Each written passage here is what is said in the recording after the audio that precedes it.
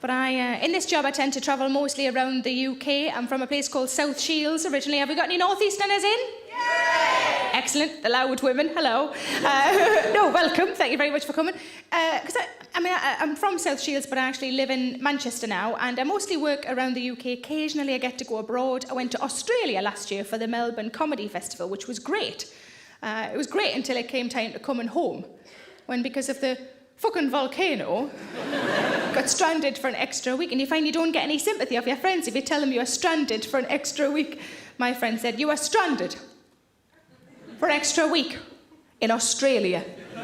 Well, boo fucking who? I said, "Yes, but listen to the word that you're using. It's stranded. It's not a good word, is it? You could be stranded on the end of Brad Pitt's cock and you'd want to go home eventually."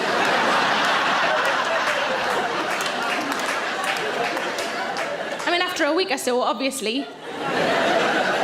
For snacks, if nothing else. I think that explains why his girlfriends are all so skinny. Doesn't provide enough snacks.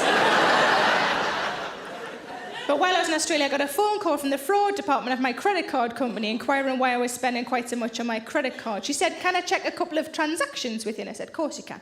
The first one was a cash point withdrawal, and I had withdrawn the money, so that was all above board. The second one, she said, "You spent £102 in a place called Holt's." And I went,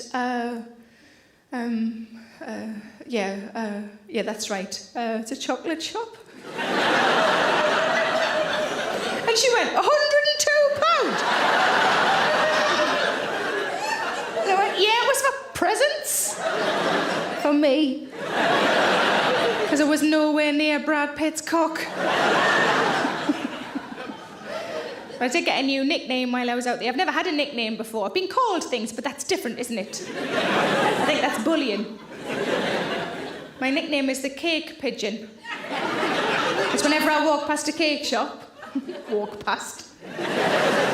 whenever I press myself up against a cake shop, I go, "Ooh."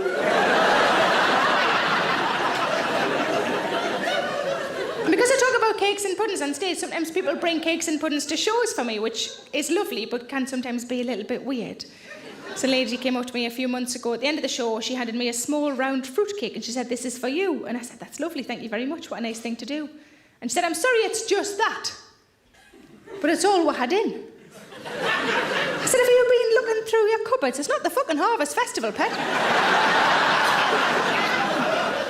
You bought a ticket, you can just come to the show." Which really pissed off the woman behind her who was standing with a tin of fucking peaches. Thanks for watching. You know what would be great is if you liked and subscribed. I'm so needy, I'm so sorry. And why not come and see me live? The tickets are available at sarahmillican.co.uk. Put the kettle on and settle in.